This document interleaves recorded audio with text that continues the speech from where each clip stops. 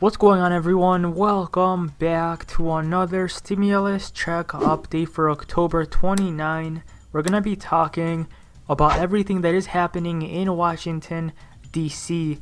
Now, I am running a $50 Amazon gift card giveaway, and I will announce the winner in my next video. If you guys do want to enter, subscribe and also leave a comment down below and you'll be entered. And let's go ahead and get into this update. We had said for a long time now, if we had a framework that had our priorities spelled out clearly and agreed to, that added up to a top line, start with the priorities, and then added up to a top line, which was the limit. Priorities, I mentioned the top line, 1.75 approximately, and the commitment that we would have the same bill pass the House and the Senate. That's what we have now. That's what the president presented. And we won't have anything, regardless of whatever input we have in the bill, unless it is agreed to by the Senate. And of course, we have to have it comply with the Senate 51 vote rule of the Byrd rule and the two things, the Byrd rule and the privilege scrub. Is that more on the subject than you ever want to know? But anyway, that's what we have to do. And we hope to do that soon. But we, again, have to listen as the printed version goes out. There's some clarifications that will come forth because it's always moving a bit, and that will happen in the manager's amendment. So we're on a path to get this done. But for those who said, I want to see text, the text is there for you to review, for you to complain about, for you to add to, for subtract from, whatever it is, and we'll see what consensus emerges from that. But we're really very much on a path. So that's where we are. We have the BIF, we have the hearing today, we have the text out there. We're on a path to get this all done. So it does look like Social Security beneficiaries might be getting another stimulus check. So this article does say the chance of a fourth stimulus check for every eligible American, like those issued through the COVID-19 pandemic, are not great, with President Biden focused instead on the American Rescue Plan and an enhanced child tax credit. That said, there is a possibility that a more targeted payment could still be made to a certain group of American citizens, and they're pushing for that to happen. So there is quite a big chance that people on Social Security could be getting another stimulus check very soon. And for everybody, again, the chances are not great. Could still happen. Most likely, if it does, it won't happen soon. But the chances of another check, of a $1,400 check for seniors, is actually quite likely to happen. The article does say the average Social Security beneficiary receives a check of $1,500, while some retirees have access to a private retirement account. A large portion rely solely on Social Security. This means that when a crisis like a pandemic hits, inflation and other economic impacts can take a devastating toll on their income. Since beneficiaries over a certain age are not allowed to work and receive benefits, their income is fixed. Without government action, they are left in a vulnerable position.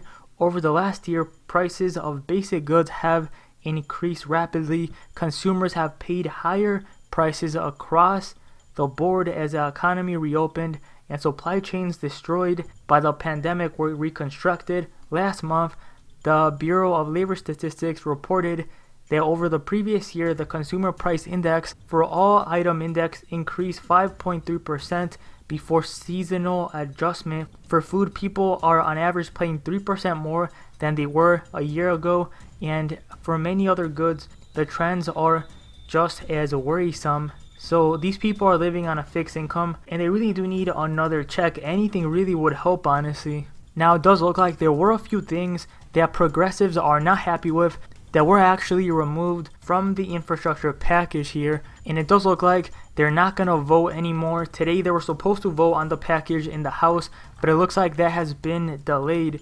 So President Biden went to the Capitol to lobby for a provisional social spending and climate package telling Democrats in private we badly need a vote. The plan leaves out several major proposals, including paid family leave and lowering drug costs, which is very upsetting. I mean, the drug industry, they pay these people so much money. That's why they don't want to lower the prices.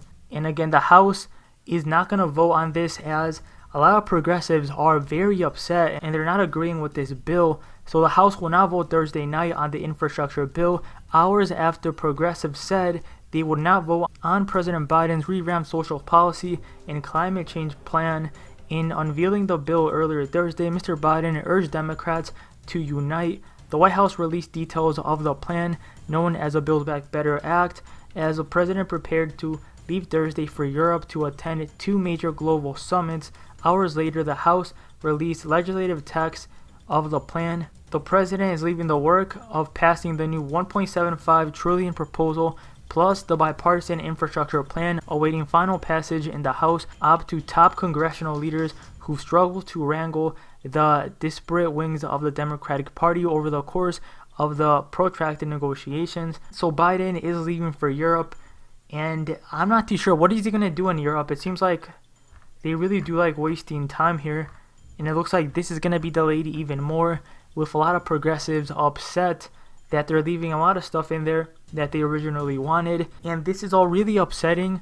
These people are not getting anything done that they promised. They always promise something when they're running, and in the end, at the end of the day, nothing gets passed. We get screwed. The rich get richer, and it just seems like a never-ending cycle. So I don't know. Hopefully they get their stuff together here.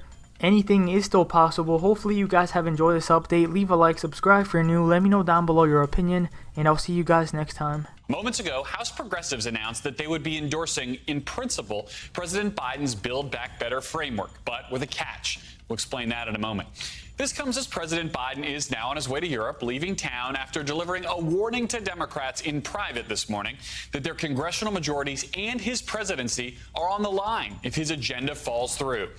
After that meeting, he announced from the White House in public a $1.75 trillion framework agreement that he expects can pass both the House and, even more importantly, the Senate.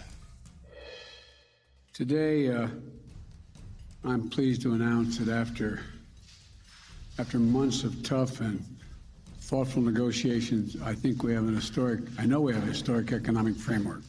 We spent hours and hours and hours over months and months working on this. No one got everything they wanted, including me. But that's what compromise is. That's consensus. And that's what I ran on. And there is a lot in this framework that the president ran on, including universal pre-K, child tax credit, huge climate investments, expansions of health care coverage, and more Medicare services, and funding for immigration reform.